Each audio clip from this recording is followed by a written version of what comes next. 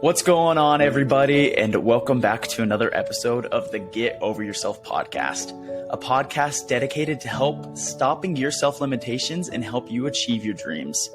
I'm your host, Brandon Davis.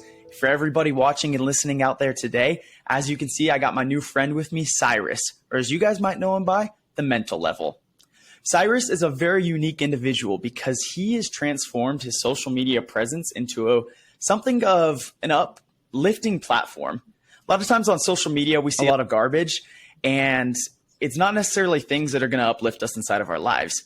The reason why I was so intrigued with Cyrus's content is he posts meditations and mindfulness strategies so we can kind of reflect on our days and our lives and kind of what makes us happy inside of our lives. And it's a very calming presence because, as everyone knows, when you're scrolling on social media and you're going through all that garbage, sometimes it feels good to just be uplifted a little bit.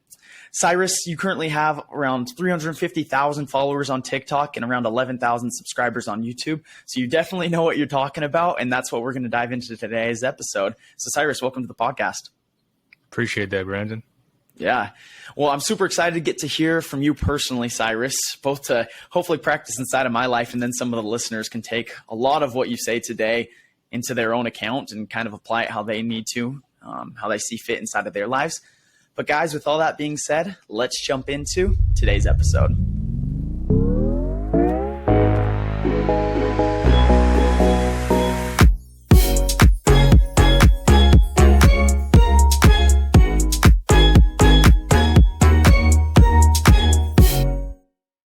So Cyrus, I want to first get started by coining this term, the mental level, right?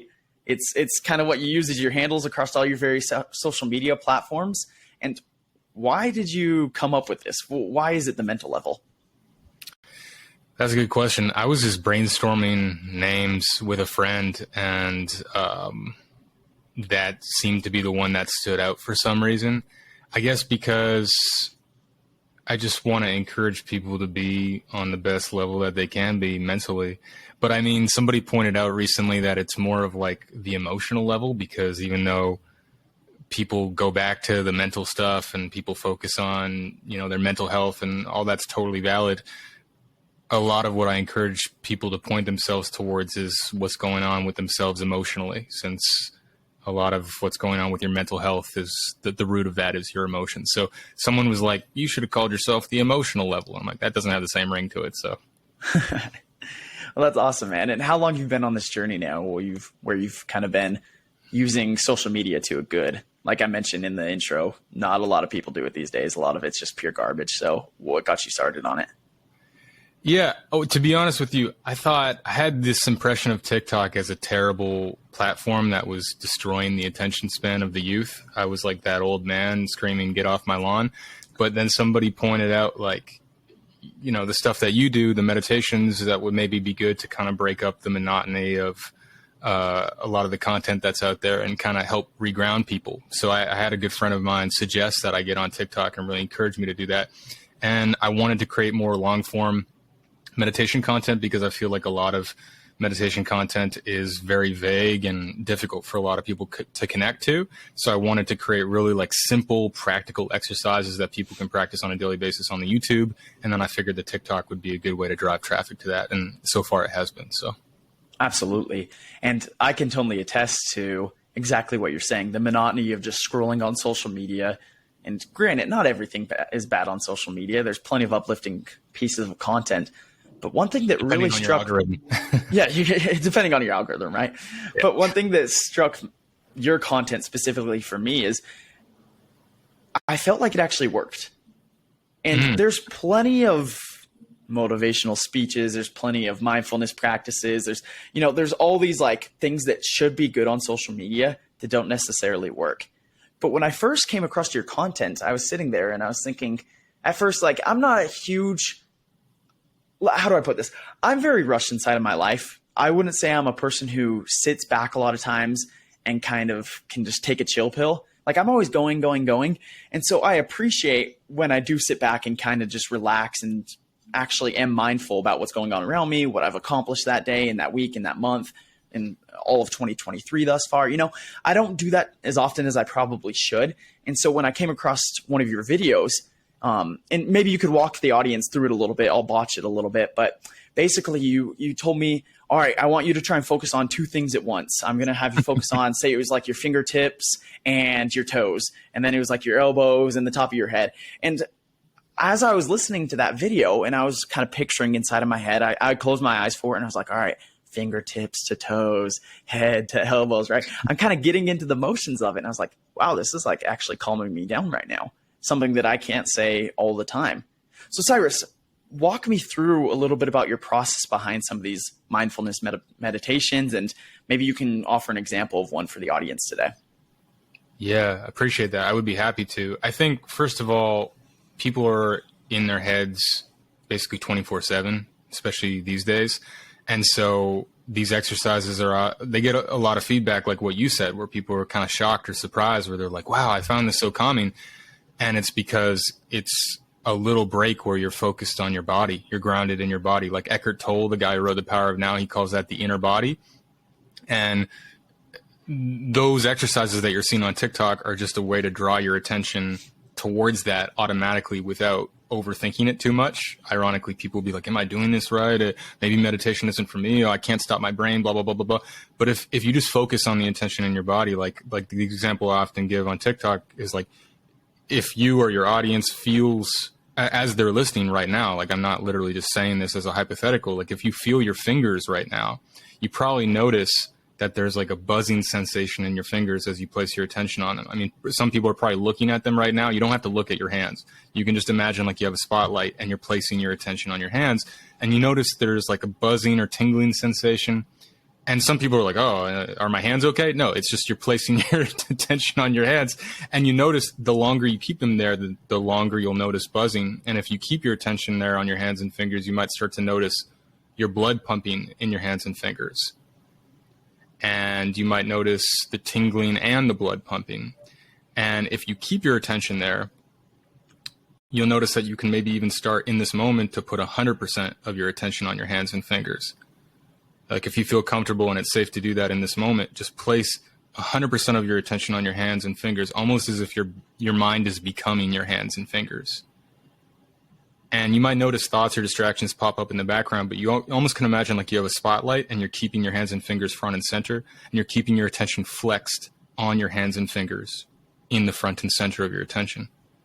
And you might notice now, if you've been doing it for a good 10 or 20 seconds now, and you might notice that there's like a couple moments in there where your mind has just gone silent because you've just absorbed your attention in something else. In this case, the life energy that's in your body already that you just normally don't pay attention to. And to your question, people are like, well, I'm rushed. I got stuff to do. What's the point in slowing down and doing nothing? You're not doing nothing. You're training your attention. It just happens to be invisible. You don't have like a little laser that comes out of your eyes that indicates that you're flexing your attention, but you can very much feel the effects.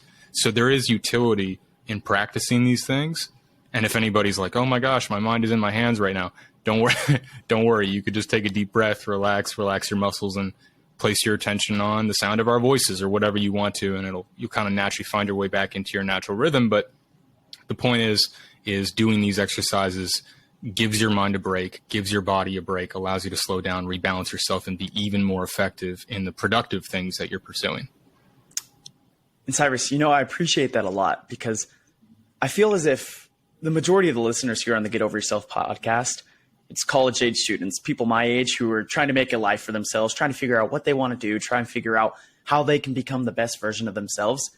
And with that being said, a lot of them are like me, where we're go, go, go. We're trying to get ahead of everyone else in our schools, in our classes, in our jobs. We're trying to become the person that we want to be inside of our lives. But once again, if they're a lot like me, they don't take the time to actually sit back and reflect on those things. In fact, as you were going through that kind of little guided meditation, focusing on your fingers and whatnot, I was picturing in my own life, thinking back and saying, a few years ago, if you would have told me to just sit here and relax for a few minutes, I would have thought I was the laziest person on earth. Like, I seriously had that kind of mindset where I thought, if I am not doing something to progressively, or I guess I should say physically doing something that will progress me, whether I'm reading or working out, whatever it may be in that moment, if I wasn't physically doing it, then I was completely failing the moment. And that was my mindset for the longest time. But it wasn't until maybe even the past year and a half where I've been able to sit back and realize like, no, I need the time. My body, my mind especially needs the time to sit back and kind of reflect on what's been going on, kind of feel those sensations. And I really appreciate how you worded that, to draw my attention towards something. It's not like I'm doing nothing. I'm mastering my brain so I can actually focus on something. In a world where we have so much dopamine all around us through social media and TV and the flashing lights and the billboards all around us, I think that's one of the most crucial skills we can gain. So speak to that a little bit, Cyrus. Speak to why it's important to have that kind of attention and what it can do for us inside of our lives. Yeah, those are great reflections and great questions, Brandon. I mean, I think that a healthy and positive and functional way to think of these things are they're mental muscles, and you're working out your mental fitness. So your focus is a muscle, and people think they can focus, but they can't sustain focus. They can't keep their focus on something very long most of the time these days, on average, let's say. And that's because people don't train themselves to sustain their focus on one thing at a time, unless they're using Adderall or Ritalin or, you know, whatever the kids use these days, which is fine if it's a choice that they've made and, you know, like it's something that they're using temporarily, but it's not a good long-term strategy, generally speaking, in most cases, when there are alternatives to naturally train your focus and attention. And even for people who aren't necessarily dealing with ADHD or severe attention deficit issues, we're in a culture right now where like everything's fighting for your attention. And so even people who don't have ADHD are mimicking some of the symptoms of ADHD simply because everything's grabbing your attention. And so basically everyone can benefit from this. It's training your attention, training your focus, training yourself to sustain focus. And that massively gives you an advantage in every area of life. Like, people often are averse to meditation or mindfulness because they're like, well, I don't like crystals, or I don't like spirituality, or that stuff is woo woo. And they associate it with that. And they're like, no, I'm a hustler, or I'm someone who works hard, or I'm someone who gets shit done. But basically, like, you know, I'm someone who does stuff, not someone who sits around and thinks about their spiritual. That's fine if you're not that type of person, but you want to understand that you can separate those two things. And the reality of it is, even if you don't get into meditation or mindfulness for spiritual reasons, you might end up entertaining those spiritual reasons or philosophical or existential questions down the line as you go on that journey. That's fine too. But an entry point into this type of stuff is totally fine to do it for worldly reasons. In other words, meditation and mindfulness will make you better at your creative pursuits. It'll make you more creative. It'll make you better in your relationships. It'll make you a better listener. It'll make you more able to be absorbed in your work, to be productive, to be mindful of your schedule, of organization, of basically everything that you could possibly do from a productivity standpoint and from a life management and success standpoint is going to receive a massive boost from you training your attention. And it's quite logical. It's not like a mystery why. It's, instead of your mind running the show and you being driven to go on a sprint in terms of what you're doing and then burn out and crash, you can find a consistent balance because you're in control of your mind and emotions, and they're not running the show. Your awareness is. And, you know, most of the top achievers and the top performers in any industry, they meditate, like the top of the top. And that's how they get to that place, is they have a mechanism by which to manage their mind and emotions at a consistent high level. So I would encourage people to think of it in terms of utility and in terms of practicality, because first and foremost, that's what it is. So 2 questions stemming off of what you just said there, Cyrus. Number one, like I mentioned, it took a long time for me to realize that this could be a strength and it wasn't a weakness whatsoever. I think that's like my main point I want to drive right there, is it really is a strength and not a weakness. So with that being said, I kind of just fell into it because I'm a very faithful man. I'm a Christian. And so I fell into it when I'd read my scriptures, when I kind of pray. I consider that a big form of meditation in my life. It's just kind of my prayers and whatnot. But I fell into that category or this practice of mindfulness meditation solely because I was already doing something, and I just kind of recognized it was coherently one inside of the other. But for somebody who is like me, who isn't necessarily Christian or doesn't have like a sort of base faith that they can practice daily, First question is, how can they start getting used to the process of actually, performing meditation and seeing the results and whatnot? And then the second question is, how can somebody, obviously it's impossible to completely turn off your mind and focus solely in. Maybe you could do it for a couple seconds, but like you mentioned, when we were actually doing the practice, maybe it was 10, 15 seconds. How can somebody start getting more and more deep into their meditation so they can lose the distractions of the world and just focus for that 30 seconds, for that minute, for that 5 minutes? Yeah, absolutely. I mean, I think we can tie those two questions together. So for someone who wants to start a meditation practice, I would suggest getting on Insight Timer, because Headspace and Calm are, they're great apps, but they're often like short little meditations, whereas Insight Timer is a free app and it has the largest library of free meditations in the world.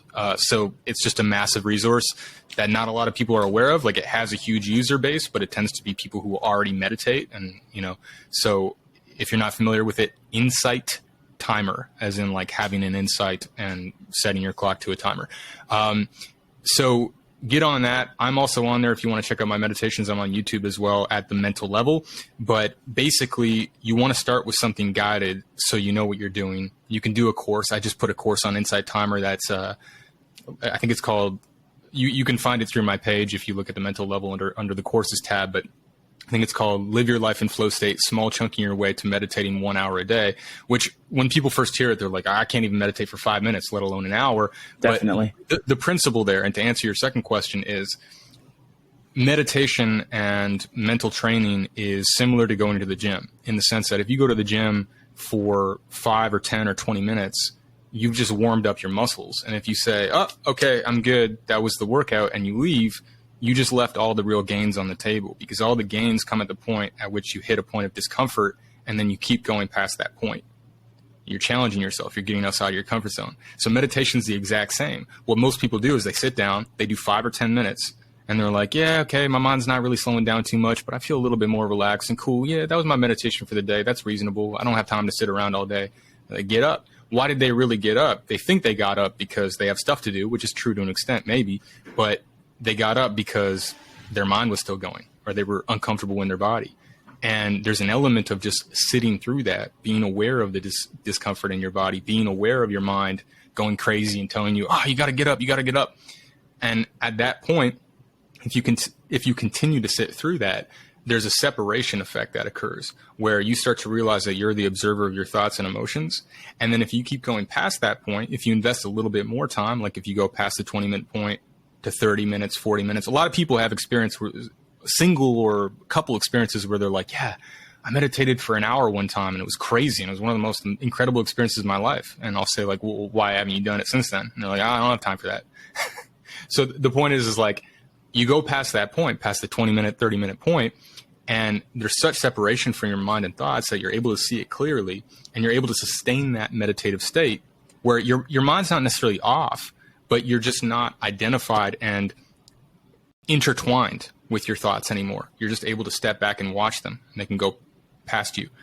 And if you stabilize that, then you take that into your day consistently. So instead of being distracted by your thoughts and your emotions that are going all over the place like a storm, you're just able to step back and watch it all. It doesn't mean all the noise is gone. It just means you're not controlled by it anymore. And so I would say start with a 15, 20-minute meditation practice using guided tracks on a daily basis. Think of it like mental fitness, like going to the gym, like brushing your teeth, just something that you do every day to be at your best. And then once you've gotten the feel for guided sessions, once you have a rhythm with it and you're up and riding the bike, then start to practice some days by yourself, right? So say you're like, I really like it when I focus on my hands and my breath, right? Then try to do a session one day where you just sit in silence with no guided track and you do 15, 20 minutes coming back, no matter how many times your thoughts pull you away, to your hands and your breath.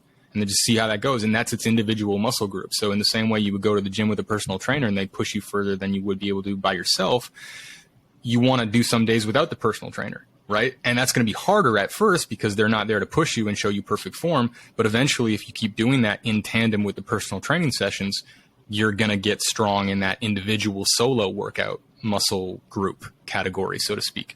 So I would say that in terms of getting the practice going, getting the individual and the guided sessions going on a daily basis as you go along. And then when you think about the long term, a lot of people plateau just like they plateau at the gym. So instead of stagnating and saying, oh, I'm only doing, I do my like 15-minute or 20-minute meditation. After you've been doing that for a couple months or whatever, start to do longer sessions. Even if it's only once or twice a week, start to do a 45-minute session. Start to do an hour-long session when you have time on a weekend or something like that. Keep kind of growing from it. Keep growing, because on those longer sessions, you're going to have incredible experiences where you'll feel like a natural high, right? Like almost like you're on drugs, but it's completely natural because your mind has just gone quiet, and that natural state of well-being that you feel in the absence of the stress creating thoughts that are constantly turning around your head in every waking moment. You're like, wow, this is how I feel underneath all that. And then if you can stabilize that, then your life is suddenly, you're in a flow. Everything's easy. You're joyful. You have so much more control and influence over how you feel, what you think, how you relate to people, and how you manage your life on a day-to-day basis. It puts so much power and control in your hands. So it's such an incredibly powerful tool, especially when you do those longer sessions, even if not every day, just on a consistent basis. When did you get started on your kind of meditation journey? Is this something you've kind of done your entire life? Did your parents grow up doing it, so you kind of just follow their footsteps, or did you start this journey recently? Where are you at on it? And where can you see yourself before you started versus now? It's very different. I mean, I'm 33 now, and I started in my teenage years because I had severe ADHD, and it left me almost, non-functional when it came to education or school. I wasn't able to focus in class at all. And quite frankly, I felt stupid because I couldn't engage with the material that I was being taught. And there were certain things that I could hyper-focus on, which if anyone is familiar with ADHD, that's kind of how it tends to work. If you really care about something, you can deeply hyper-focus on it. But if you don't, then you don't care at all, which most people would say, yeah, like even a non-ADHD person would say, well, that's true. I can focus on things that I care about and not, but it's magnified in opposite directions to an intense degree for truly ADHD people. And so I was so frustrated that I wanted to get a prescription for Ritalin.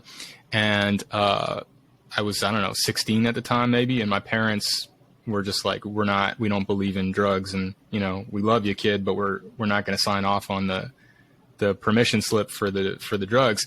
And so I just had to struggle through it. And then I found meditation, and I said, okay, this is a way to naturally train my focus.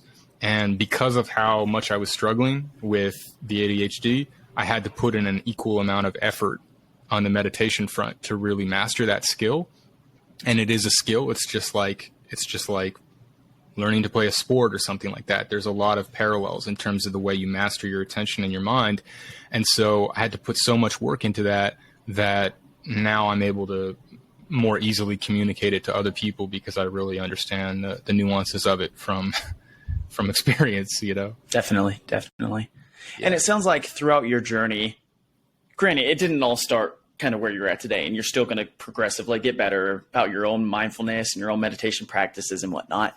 Totally. So I think something we could all sum up for everyone listening to the Get Over Yourself podcast today is, no matter if you've already been practicing meditation inside of your lives for years, maybe you just got recently started, or you've never tried it once inside of your life, I think the moral of the story is, whatever part of the journey you're on, recognize it and recognize that you can actually start. I always leave challenges for everyone on the Get Over Yourself podcast. And I feel like this is the perfect challenge for today's episode, because what's the point of listening? Why are you that far along in the podcast today if you're not actually going to take something out of it? So make that your challenge today, guys. Whether you start with 30 seconds or 5 minutes or however long you can actually get to, make that your challenge for yourself. When you're done with this episode, or when you have the time where you can actually sit down and not stress about a million other things you're doing, but you can actually sit down and reflect about what's going on and practice everything that Cyrus has taught us here today, try it. That's my challenge for you guys today.